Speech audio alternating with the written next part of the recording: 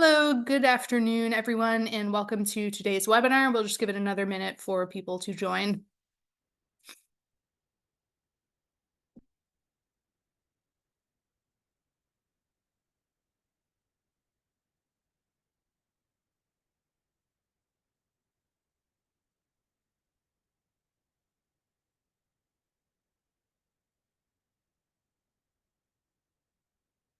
All right, so I know we still have people coming into the room, but I'm gonna go ahead and get started so that we can get to our presentations today.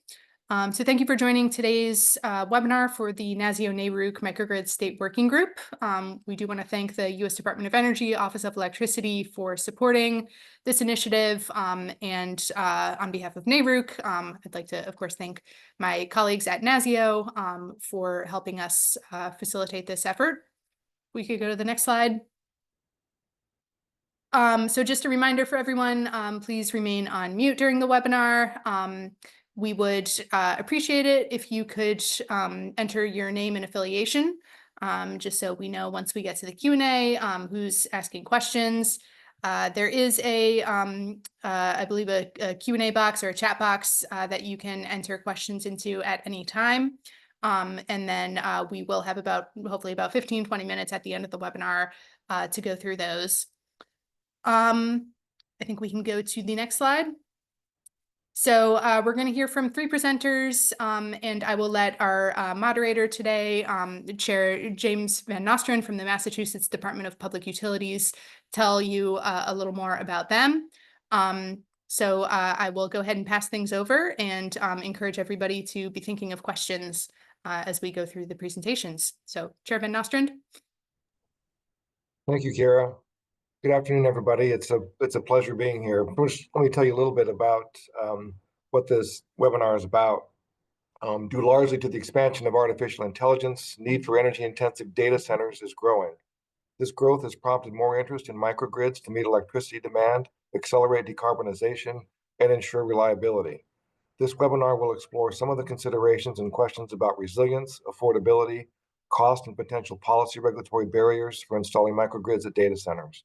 It will also provide state energy offices and PUCs with expert information from industry, NGOs, and state officials involved in the process. A little bit about me. I'm Jamie Van Nostrand, Chair of the Massachusetts Department of Public Utilities. I've been here for this role for about 19 months now. Prior to that, one of the things I did that brings me to this particular subject matter is about 15 years ago, I headed up the Pace Energy and Climate Center in White Plains, New York. One of the issues that we worked on in that organization was promoting distributed energy resources in the New York State utility service territories, particularly with a focus on microgrids. Frankly, one of the projects that I worked on was a research project funded by NYSERDA, and we did it jointly with the Columbia University Environmental Law Clinic that was looking at the regulatory and statutory legal barriers to microgrids in New York State. So it's a subject that I have a lot of interest in, and since coming to Massachusetts, I think it's one of the things that we're going to be looking at in our legislative package for next year. It's along with the decentralization and decarbonization of the grid. I think what is the role of microgrids in providing additional resiliency benefits, accommodating load growth, and looking at what legislative solutions we might need to give the Department of Public Utilities, which I head up, give us the flexibility and the authority to do some things to address those regulatory and legal barriers. So with that, we have a really outstanding panel today to walk through some of these issues and provide an opportunity to answer some questions from you. So first of all, I want to introduce Karen Honoran. She's the president and CEO of the Electric Consumers Resource Council, or ELCON. As president and CEO of ELCON, she advocates for policies benefiting large industrial and commercial consumers of electric energy before FERC, NERC, DOE, and Congress. Karen joined ELCON in July of 2021 as vice president. Prior to joining ELCON, she was the director of federal regulatory affairs at the Edison Electric Institute, EEI, where she focused on federal electric transmission policy and planning issues and wholesale market operations. Next on our panel is Craig Gordon. He's the head of global policy and regulatory affairs for Mainspring Energy, which is a clean tech growth company. Craig is a seasoned energy executive with over 2 decades of experience across diverse areas within the utility and clean energy sectors. His experience spans power trading, power plant dispatch, renewable energy origination, policy advocacy, and government relations. Craig joined Mainspring Energy in 2022 after spending a dozen years at Invenergy, where he led sales and marketing before transitioning to a leadership role in regulatory and governmental affairs. Prior to joining Invenergy, he spent 8 years working for multiple divisions at Amaran. With an ability to navigate complex challenges at the intersection of policy, business, and innovation, Craig has played pivotal roles in advancing the clean energy sector and shaping state and federal policies. In addition to his work in the private sector, Craig played a critical role in the development and formation of the American Clean Power Association in 2020. The third member of our panel is Brandy Fraser Bestfitch, who's the Associate Director of Energy Security and Reliability for the Virginia Department of Energy. Brandy serves in that role. She's leads a multidisciplinary team of energy data analysts, research associates, and specialists, spearheading projects and programs that support innovative energy solutions. Programs under her leadership include energy security planning, natural gas system reliability, energy savings performance contracting, and demand response strategies to reduce consumption and lower costs, transmission and distribution planning to facilitate and streamline expansion and upgrades, and the promotion of distributed energy resources and energy profile diversification. So with that, I would like to turn it over to Karen Honoran of ELCON. Great. Thank you so much, Chairman. I appreciate the introductions and a big thank you to NARUC and NASEO for the invitation to speak with you this afternoon or this morning for those of us joining us from the West Coast. Karen Honoran, President and CEO of ELCON. So I'm going to basically set sort of the stage for this discussion as to why microgrids and data centers and other growing load, what is the nexus that brings all of this together, and why is this an important consideration that we're looking at right now? So I don't think it's a big secret to anybody that's joining us today that there are unprecedented projections of load growth within the next 5 years, decade, and beyond. And so we're still sort of grappling to get our hands around exactly how much load growth we're going to see. We have estimates of, perhaps doubling the energy demand and consumption from data centers.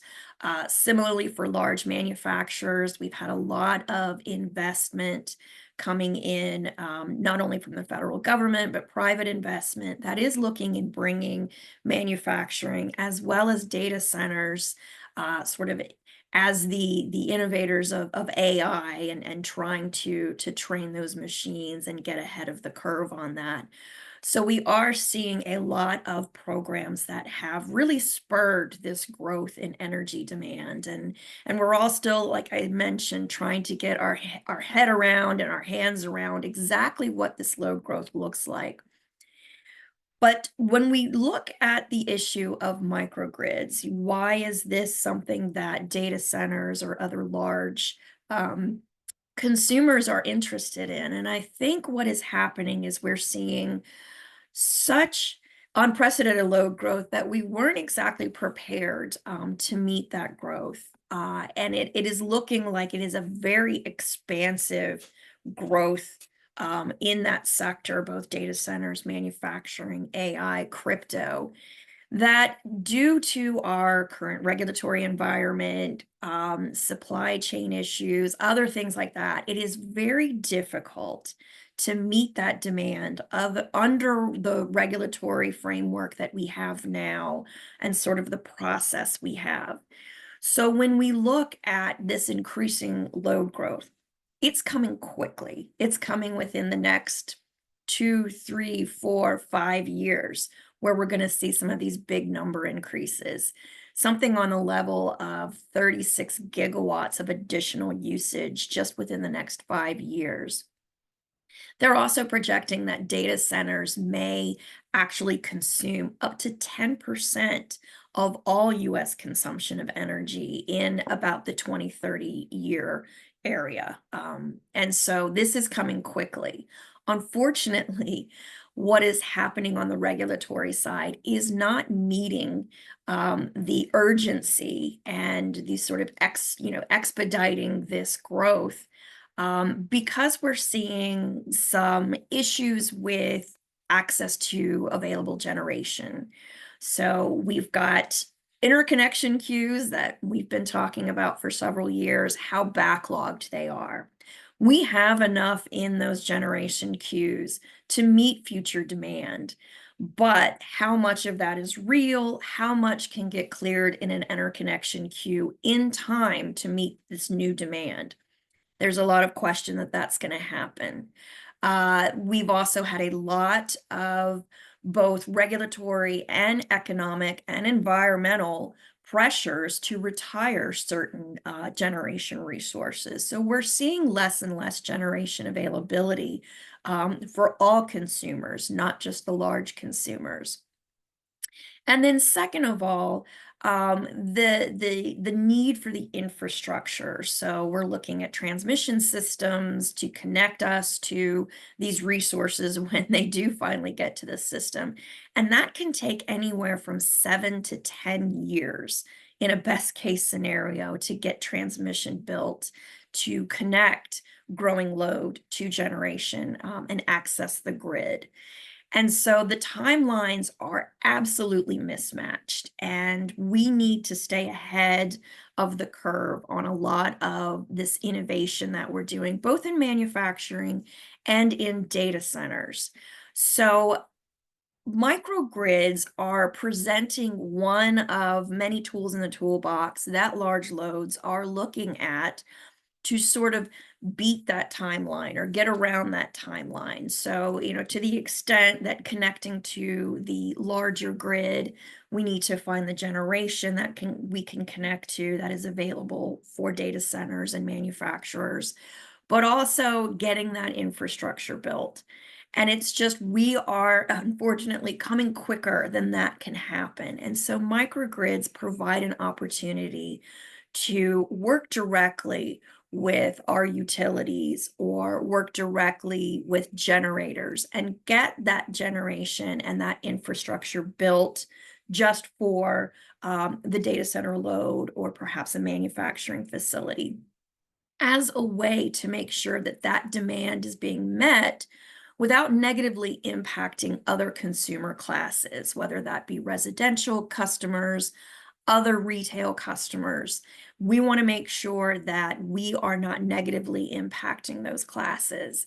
And so microgrids is one way that we can sort of serve our needs without greater impacts, that we can get connected quicker and we can serve without negatively impacting other consumer groups. I will say the other issue that is really important when we look at microgrids is on a national security level. So we are in a fight with other perhaps foreign adversaries on advancing computing and artificial intelligence. And so without being able to get the resources, generation resources, the energy to support that, we are going to lose the race in getting ahead on these technologies. And we certainly don't want to look to our foreign adversaries for perhaps the equipment to make the chips that we put into our computer systems, put into our data centers. And we want to make sure that we are staying ahead of the curve on the development of artificial intelligence before other countries can advance and perhaps overtake the US. Not only that, but there are very sensitive, data centers have a lot of sensitive information, and sometimes it is in the best interest to keep that isolated from the larger grid infrastructure in the cases of not only service interruptions due to severe weather, but cyber attacks, physical attacks.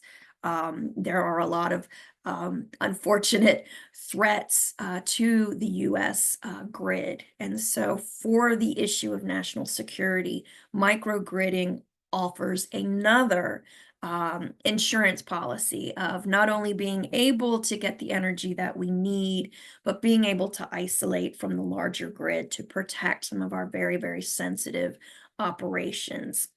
So this is kind of just level setting, why data centers and other large consumers are looking at microgrids as one of the tools in the toolbox. Just participated recently in a FERC technical conference as they looked at co-locating with larger loads. We've seen those things in the news.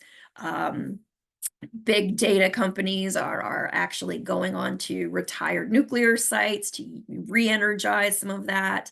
Also contracting directly with some of their utilities for generation.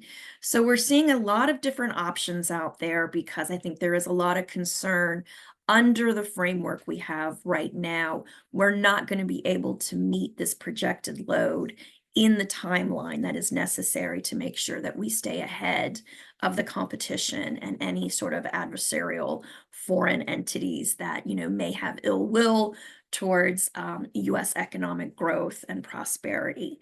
So that's me just setting the framework for the dialogue, and happy to turn it over to my other panelists to go into a little bit more depth on specific microgrid programs and initiatives and regulation that is in the works. So I'll turn it back over to the chairman and he can introduce our next panelist. So thank you so much, and I look forward to answering your questions.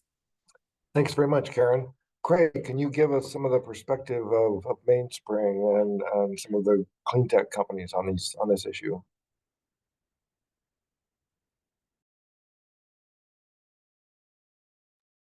Craig, I think you need to unmute.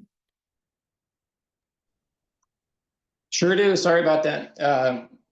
Thank you, Chairman. Thank you, Kira. Thank you, NASEO and NARUC for this opportunity.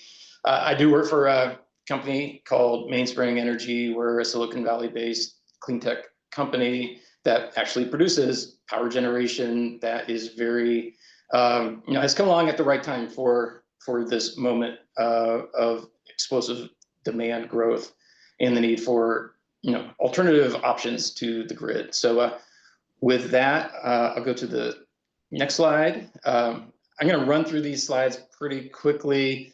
But to start, the picture here is a picture of a 9 megawatt microgrid at the Port of Los Angeles. This is a microgrid that we contributed linear generators, which is the product that we produce, which is in the lower right-hand corner.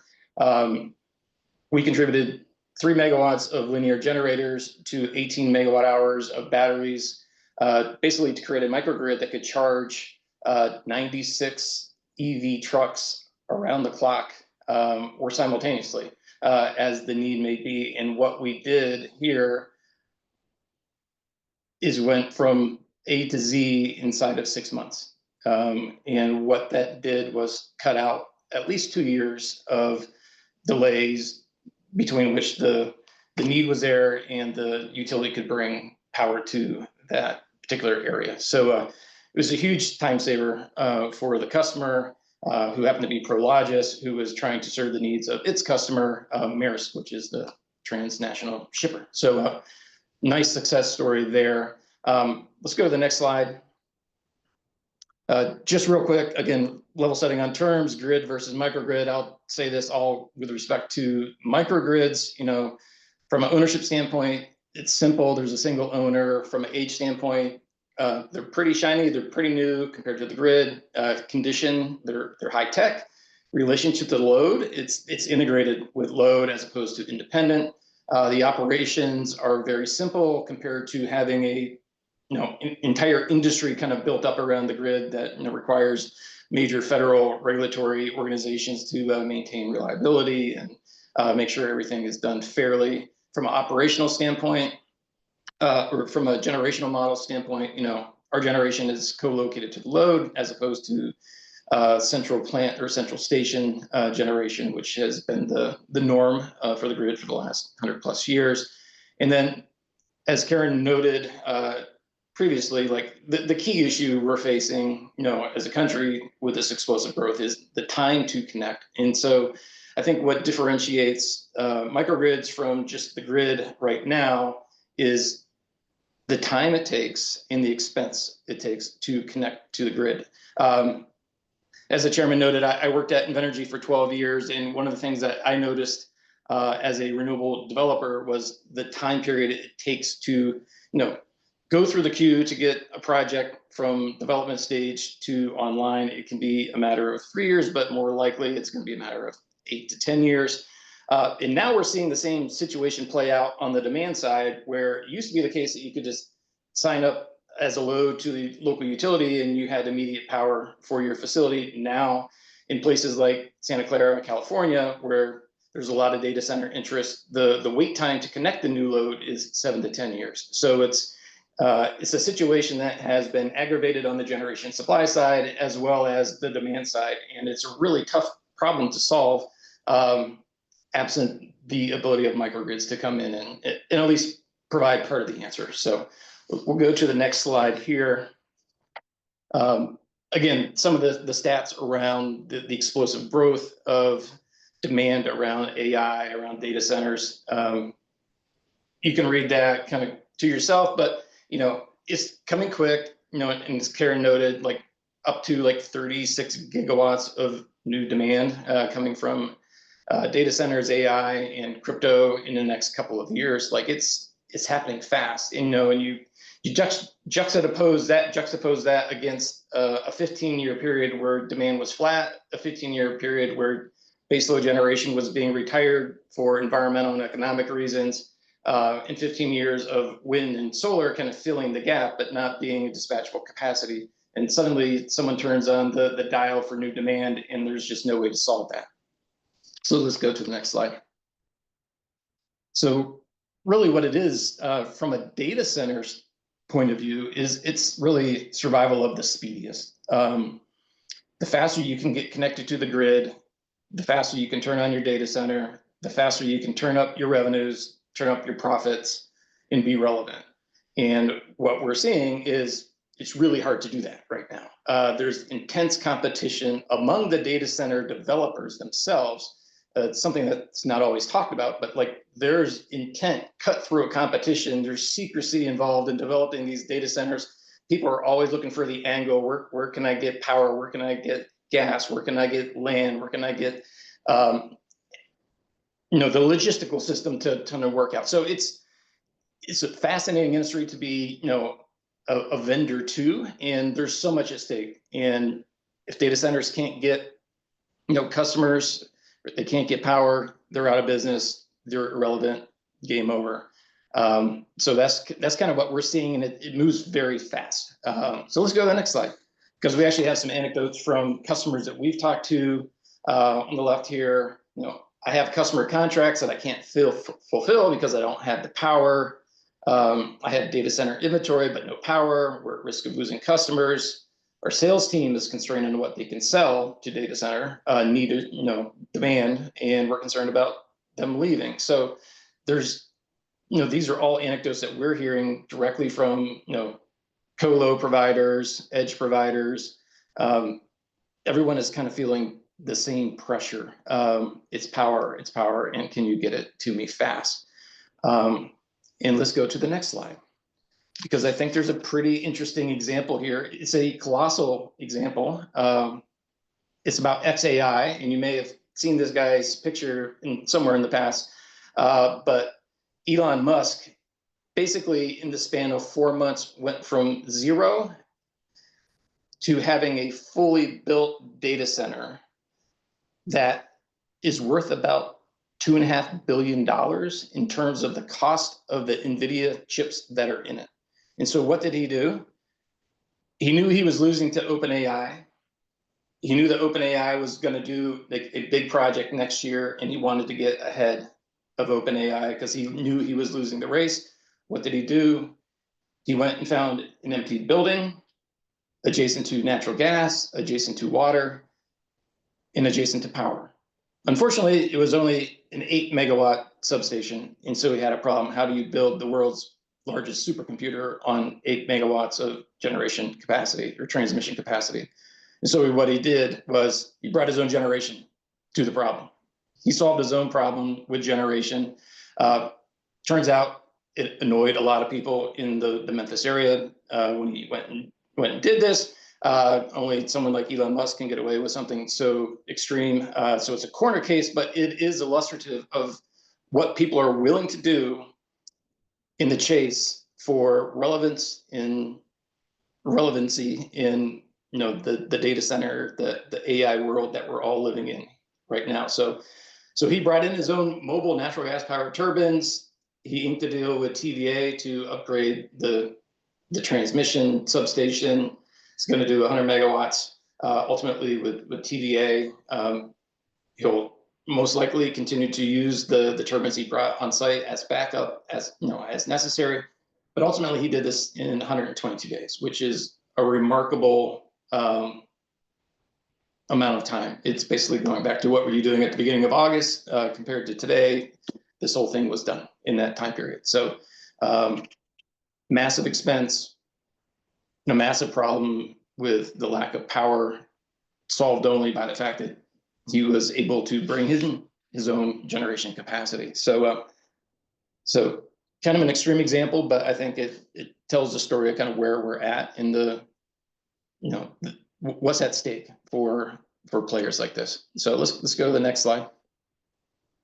So what are the macro benefits of microgrids? Well, starting in the upper left, to the extent that you can do a microgrid around a new data center, a new AI data center, you're not putting extra pressure on the existing system. You're not driving up capacity prices. You're keeping everything pretty well, status quo for that area. At the same time, you're contributing to significant economic development for that region without having that impact, the negative impact on increased costs for transmission, distribution, and power. So those two are pretty interesting ends of the seesaw, where microgrid is really, brings that equation into balance. And then what you get, the lower left-hand side, is a very high reliability generation capacity proximate to the load that it's serving, which has its own benefits. So you don't need to build out extra generation capacity on the grid for reserve requirements. You have that on site. And then depending on where you are in the country, the sustainability goals, the clean energy goals all contribute to ultimately what you have is a cleaner capacity, a cleaner microgrid than what you might have from the grid itself in that region. So you're actually potentially benefiting the local region by having a clean microgrid on site. Let's go to the next slide. And here are some of the examples of the type of flexibility that a microgrid will provide a data center over a period of time. And so the left-hand side of the screen, we've got what I call pre-interconnection. So data center has filed for an interconnection agreement with the local utility. They want to connect their 50 megawatts of data center load. But the utility is telling them it could be 5 years, it could be 7 years, it could be 10 years. So what are their options? Using a tool like a linear generator, which Mainspring produces, or a fuel cell, or a gas generator, you can install your power plant, your microgrid, and basically provide on-site load following power to the data center pretty much immediately. Another version of this is something that we're starting to see more often, is working collaboratively with a local utility to have the customer actually sign up for an interruptible electric tariff. In that way, the data center can use power from the grid, call it 60, 70, 80% of the time. But when supply gets tight or the load gets really high, the utility can interrupt that load and the data center switches over to the on-site power generation as well. So you can do it full bore, where you're doing prime power, or you can do interruptible tariff construct, where you're actually working with the utility and then using on-site power kind of to fill in the gaps when load gets really high or power prices go really high, whatever the case may be. And then in this scenario, post interconnection, this is the 5 or 10 years later, the data center is actually finally connected to the grid. And what all data centers have historically are a lot of diesel backup generators on site to pick up the load if the grid goes dark. In our instance, the microgrids that we're working on, our linear generators can switch from being a base load following unit to a peak load, to a peak load shaving unit, where the data center's on the grid. It's looking at ways to reduce its cost, so it's using the on-site generators that serve as both backup power and for load shaving. And then if it's the same data center company that's looking to expand elsewhere, the nice thing about our technology and data center microgrids in general is that you can pick these things up and move them somewhere else. So you're dealing with the risk of obsolescence, stranded assets, and that sort of thing. So these microgrids can be designed to be impermanent, fill the need for a number of years and then move on. Very dissimilar from a 50 megawatt combustion turbine that is built and is not going anywhere. So some of the micro benefits of microgrids, and these are the benefits that more or less accrue to the data center owner. You've got the high nines availability, so that's 99.999% uptime. So high reliability. You've got speed, this rapid deployment. We can get our projects online. Other microgrid developers can get their projects online much quicker than you can get a large natural gas project online or a large wind project online. The permitting is much easier at the local level at this scale compared to utility scale. The modularity, you can pick these things up and move them after a while. Our technology comes with fuel flexibility in that we can run on natural gas, hydrogen, ammonia, biogas. Not every microgrid will have that, but ours have that capability. We also have the capability of running on the pipeline gas, but then having on-site propane storage, for instance, for long duration outages, or when the natural gas supply is cut during the peak of winter. And then you have dispatchability, and then ultimately it's future-proof in that our systems can convert over to clean fuels if and when clean fuels kind of make their emergence to the market. So let's go to the next slide. Sorry, I'm kind of rushing through this, but in conclusion, microgrids, as I see them, they represent the democratization of power. They're offering timely solutions that data centers demand and the flexibility that data centers can afford. And they're going to become more prevalent as bottlenecks persist on the grid. They'll never replace the grid, but will add resilience and will complement the grid. And ultimately, I think they're going to be embraced and owned by utilities that are willing to reimagine the grid and kind of the regulatory construct. We might be a bit away from that period of time, but business is moving faster than regulation right now, and we're in a supercharged period of time. So it'll catch up eventually, but that's where I think it's going. So thank you so much for your time. And back over to you, Chairman. Thanks, Craig. Before we move on to our last panelist, I just want to remind everybody, if you want to ask any questions of our panelists, be sure and use the Q&A function at the bottom of the screen, and I'll have an opportunity to go through those questions and sort through them and figure out some good questions to ask our panelists. So again, use the Q&A function at the bottom of the screen, type your questions in, and I will peruse those as we get done with our presentations.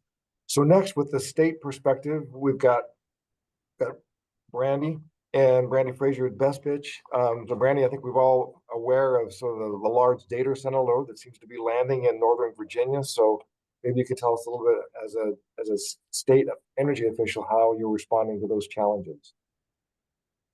Thank you, Chairman. It is an honor to be a part of this panel. I'd like to thank NASEO-NARUC for inviting me to speak alongside this knowledgeable group with varying backgrounds.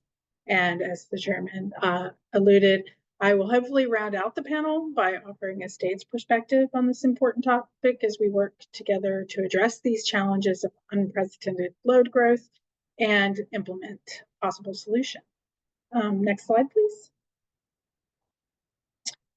So today I'm going to briefly discuss the economic importance of data centers to the state, discuss some of the challenge that Virginia faces hosting these facilities, and then we'll take a high-level look at potential solutions, as well as viable solutions that we're currently working to implement. Next slide, please. So this map was created by the Virginia Economic Development Partnership, and it illustrates Virginia's central position in the global data center industry, particularly in Northern Virginia, which houses the largest data center cluster in the world, known as Data Center Alley. The state's infrastructure supports a high concentration of hyperscale and co-location data centers, driven by tax incentives, robust fiber optic connectivity, and a skilled workforce. Next slide, please. So in looking at the importance of data centers spur economic growth and job creation on multiple levels.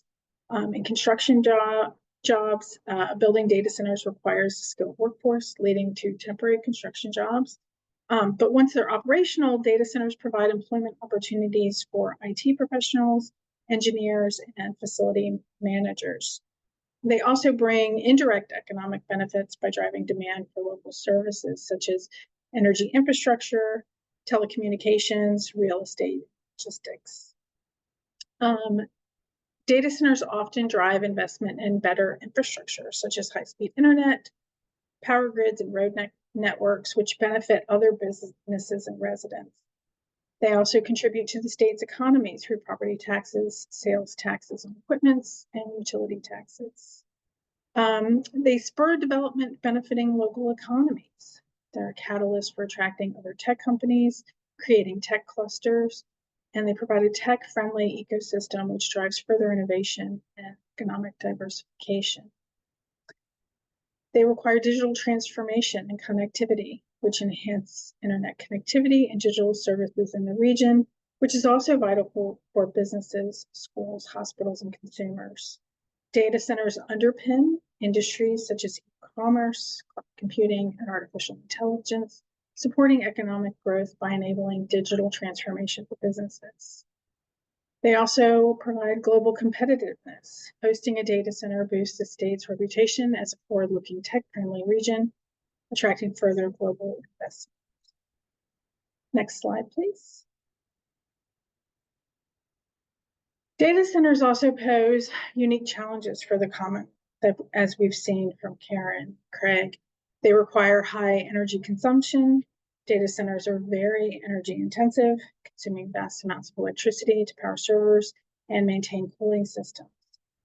Water usage for cooling. Cooling systems in data centers often require significant water usage, which is especially problematic in regions experiencing water scarcity.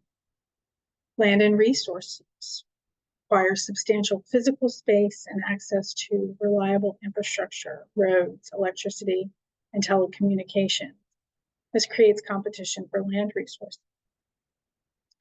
Economic sustainability and tax incentives. To attract data centers, Virginia has offered significant tax incentives to encourage investment, which usually takes time to recirculate into the economy.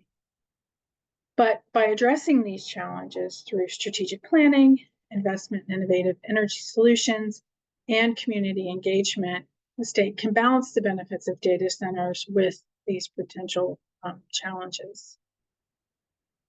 Next slide, please. So with every challenge, there is an analysis on how these challenges can be overcome. Looking at clean energy solutions, we can offer tax breaks or grants. We'll take a deeper dive on that in just a minute, but these grants can utilize some of these clean energy solutions that have already been addressed. Water efficient cooling. We can promote or mandate innovative cooling technologies. There was a concept for transforming old coal mine sites into clean data centers. The Data Center Ridge, which was a solar-powered data center on top of abandoned mine land, to tap into underground mine water for cooling. Infrastructure investment in resilient and scalable infrastructure such as robust electricity grids, high-speed internet, and transportation networks. Technology parks, foreshadowing Grace Mount Complex, which I'll talk about in just a minute. Workforce development. Virginia is partnering with Virginia Works and the Virginia Energy Workforce Consortium. We partner with universities, community colleges, vocational training centers to create pathways to clean energy and technology jobs. There's also stakeholder collaboration. Virginia Energy is developing strategy to strengthen its public partnership with data center companies, utilities, and tech firms to align on sustainable growth. And we're also developing advisory panels to ensure discussion. Next slide, please. As part of the bipartisan infrastructure law, the U.S. Department of Energy's Grid Deployment Office is administering a $10.5 billion Grid Resilience and Innovation Partnerships, or GRIP, program to enhance grid flexibility and improve the resilience of the power system against growing threats of extreme weather and climate change. The GRIP program involves a detailed process to apply for these competitive grants, ranging from concept paper submission to final project implementation and reporting. Virginia Energy began developing a detailed concept paper around Topic Area 3, the Grid Innovation Program, or 40103B. This topic area provides financial assistance to one or multiple states, tribes, local governments, and public utility commissions to collaborate with electric sector partners and owners and operators to deploy projects that use innovative approaches to transmission, storage, and distribution infrastructure to enhance grid resilience and reliability. And it seemed a good fit for Virginia to pilot solutions that address the challenges the Commonwealth faces with our unprecedented data center growth, yielding operational innovation for resilience, brownfield redevelopment, and commitment to communities. We've completed the submission of our full application for the selected projects. The application packages are currently under review by DOE. Once the final award is announced, we will move into project implementation and reporting and compliance monitoring. Now let's take a deeper look at the innovative concepts selected for full application submission. Next slide. Thank you. You're ahead of me. So the data center flexibility is a grid enhancing technology project. We'll deploy critical clean energy operational solutions that improve resilience for data centers, as well as local and regional power grids. 2 projects were selected. The first one, Iron Mountain Data Center in Virginia, is implementing a battery energy storage system technology, enhancing grid resilience. The Virginia Department of Energy is partnering with Iron Mountain to deploy a battery energy storage system within the Northern Virginia Electric Cooperatives territory to improve grid reliability while boosting power system resilience through PJM's demand response, forward capacity, and ancillary service projects. The second project is Grace Complex in South Carolina, which is a microgrid deploying a combination of turbines, solar PV, battery energy storage technologies. The Virginia Department of Energy will provide funds to multiple partners who will deploy a renewable powered microgrid at the Grace Complex project in South Carolina, providing reliable clean power to the data center and a manufacturing complex. This is also transforming a brownfield textile industry site that previously used on-site coal-fired power into a cleaner grid enhancing complex. Next slide, please. So to further expand the data center industry in Virginia with a focus on clean energy power solutions, Amazon Web Services and Dominion Energy recently signed an agreement to explore developing small modular reactors, or SMRs, in Virginia to power Amazon's expanding data center operation. Key benefits to Virginia and local communities include energy security and reliability. Virginia's energy demand is projected to double in the next 15 years.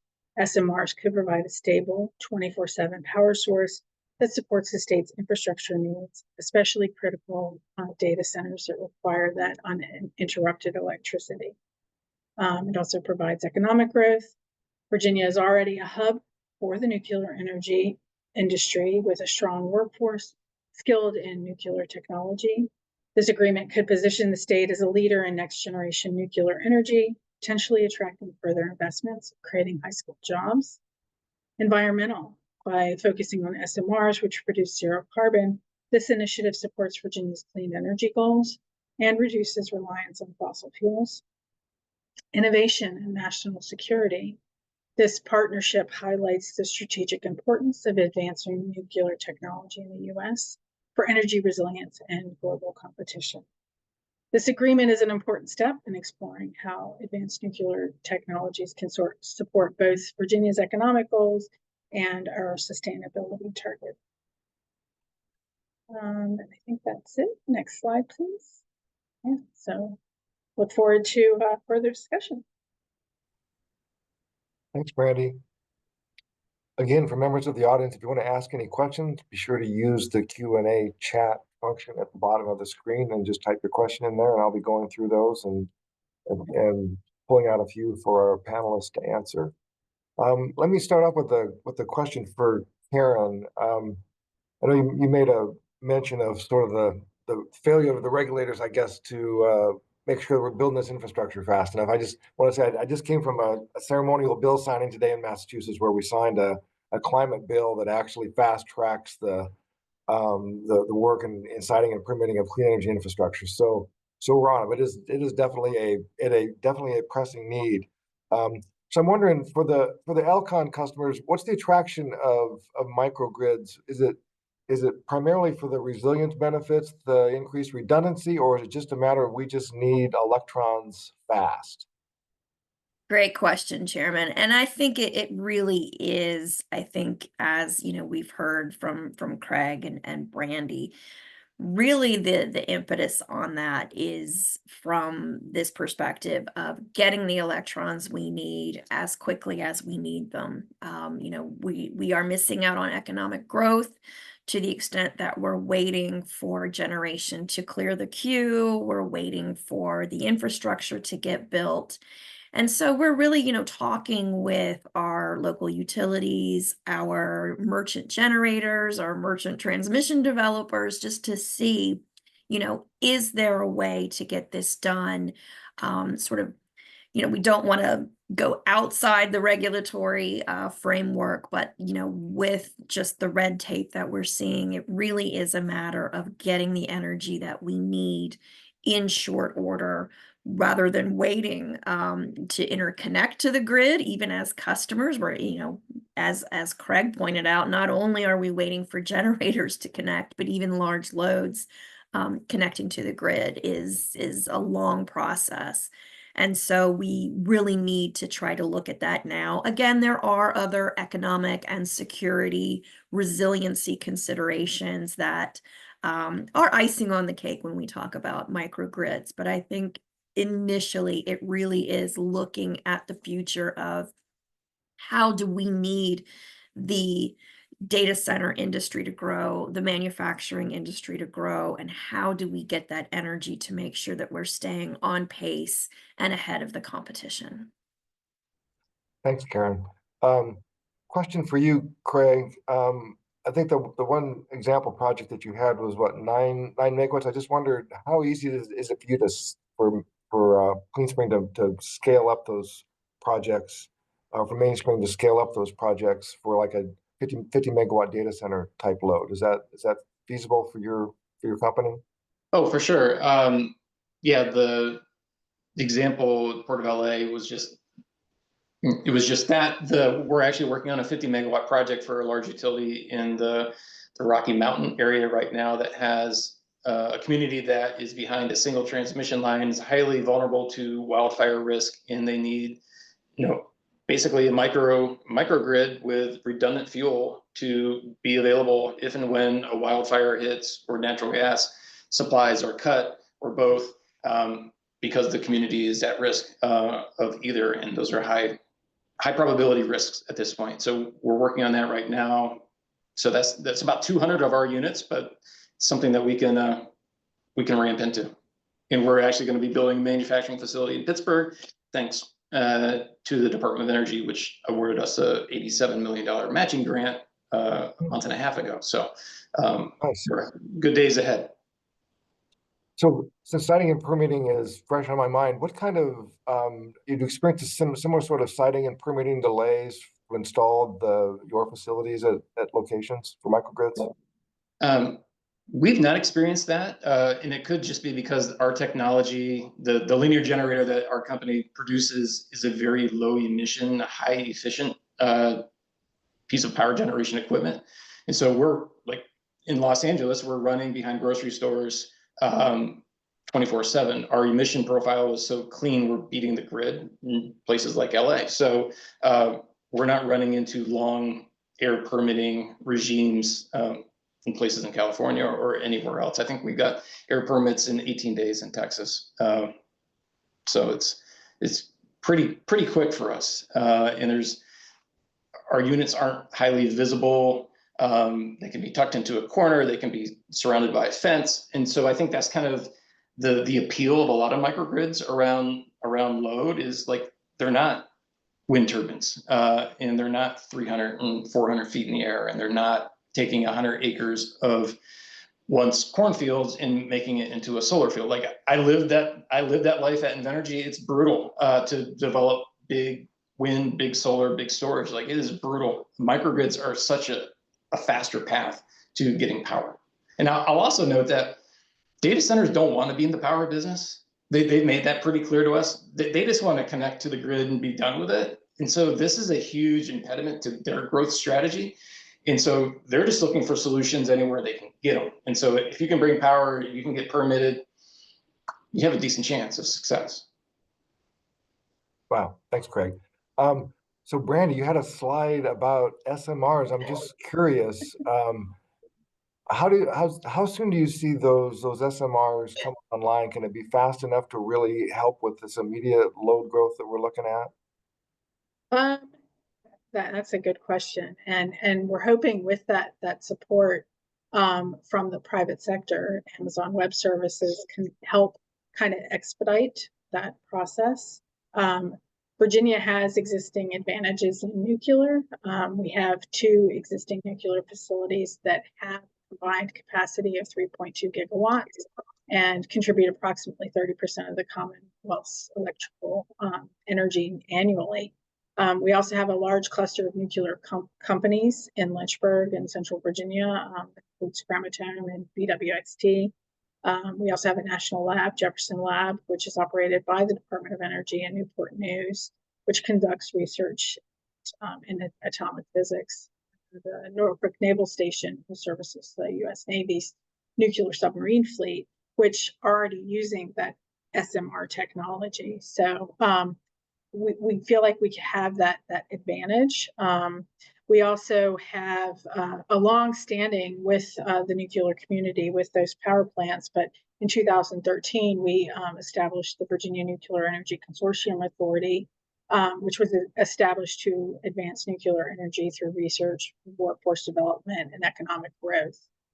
Through that coordination of industry partners, academia, and government to position Virginia as a leader in nuclear energy. And it was further strengthened under the Youngkin administration, strengthening these efforts, which was focused on advancing that nuclear technology to position the state as a leader in energy innovation. So on the SMR front, Youngkin aims to deploy first commercial reactor within the next decade. They're seen as more flexible, more scalable, affordable, and efficient to the alternative traditional nuclear plants requiring less land and capital to build. And with this AWS Dominion Energy partnership, they're actually looking to set up on an existing site on the North Anna site for that SMR technology. Okay. Thanks, Brandy. Got a question from the audience, one of our members from the State Energy Office Association. The speakers discussed the policy and regulatory aspects. Have you identified any policy and regulatory impediments, and what would be on your wish list in terms of clearing out these regulatory and barriers to more widespread deployment of microgrids? Anybody want to take a shot at that? I'll hop in real quick. I guess for us, like we're working in traditional regulated states, deregulated states. When you get into working in your traditional states, in the Southeast, or even Virginia, which is part of PJM, but it's kind of maintains its own. You get into issues of ownership, and so a data center wants and needs to have power. If it needs a microgrid, it becomes a real problem if they're not the owner of the microgrid, because the utilities, and I'm not going to pick on Virginia, this is like across the board, like there's, utilities are pretty protective of their franchise agreement to serve customer load. And so the reselling of power from a microgrid that's owned by party A to a data center party B outside of the contracting regime, regulatory construct, becomes a problem. Somehow there's got to be a fix. Collaborating with utilities is one way of doing it. As I pointed in the last slide, the conclusion, like I think utilities will own these microgrids at some point, because it is the fastest path to generation. And so we're indifferent as to who we sell to. We just want to sell and build. And so, but that's probably the biggest issue that we're running up against. Awareness is another issue. People just aren't aware that, the technology has really improved, the costs have come down. You can actually get, a renewable / clean, firm power package that didn't exist 5 years ago, because you didn't have a type of technology such as ours that can run on clean fuels and is 100% dispatchable. Like that simply wasn't around, but it is today, and people are taking note and starting to call us. So awareness is another issue. And then, like, for the last 20 years, there have been incentives for renewables to come onto the grid. You've had the renewable portfolio standards, and half the states across the country. There's nothing similar for like a clean energy portfolio or like a microgrid portfolio. So like give some incentives to microgrids that are coming in and solving the problem would be one way of using the levers of policy to really promote, economic development with on-site local clean generation. Sorry, that was a mouthful. Karen, how do the LCON members, I assume a lot of them have corporate sustainability goals with respect to clean energy. So how do they balance the need to procure clean energy versus sort of the need for quick electrons and reliability associated with a microgrid? Yeah, great question, Chairman. And I think that this is where, we find our relationships with our utilities to be very, very valuable, because they are willing to work with large customers to find the generation that they need. We can also reach out directly to merchant developers and see, if they have some renewable solutions or clean energy solutions to help get on site. We're very interested in SMR, so it was great to hear Brandy talk a little bit about that. But I think that there are, these relationships with the industry and our regulators, to be honest. We're all trying to work together. No one is trying to make this the painful process that it is and stunt the growth. So really maintaining those relationships with the utilities and with the developers to see if there are solutions out there.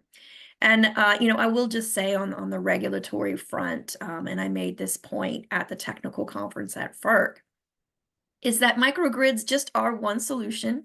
It's one of the tools in the toolbox. But in general, what we really do want to see is a robust grid with well-functioning markets, well-functioning, contracting, whether it be bilateral contracting or that type of thing. And so to the extent that, the government can try to free up some of that red tape, we're very interested in looking into some of those solutions as well, because ultimately we would like to be investing in our grid as a whole. We use microgridding when it makes a lot of sense, but we like to be able to rely on the major grid, and we have those renewables waiting to connect. That clean energy is sitting there ready to connect, and with various regulatory pressures, also supply chain pressures, it's just taking an inordinate amount of time to meet the needs that we have now. Thanks, Karen. Well, I think we're about at the end of our time. I just want to thank our panelists, Karen, Craig, and Brandy. Again, thanking NARUC and the state energy offices and Department of Energy for pulling this webinar together. I think we've learned a little bit. Now with that, I'll turn it back to Kira for some concluding remarks. Great. Thank you, Chairman. And I'd like to echo your thanks to all of the panelists. Really found today's discussion very informative. Karen, I like your use of the term microgridding. That's a neater way of saying microgrid deployment, which is kind of a mouthful. So thanks very much to everyone and to the Department of Energy Office of Electricity for sponsoring the Microgrid State Working Group between NARUC and NASEO. Just a reminder to the attendees, we will be posting the recording and slides from today on NARUC's and NASEO's websites afterwards, and we'll email those out to everyone who was registered as well. Hope you will consider reaching out to NARUC and NASEO with your questions about microgrids. Would love to hear from state regulators and energy offices and other stakeholders. Thank you for your time today. Appreciate it. Have a good afternoon, everyone. Thank you. Thank you. Thank you.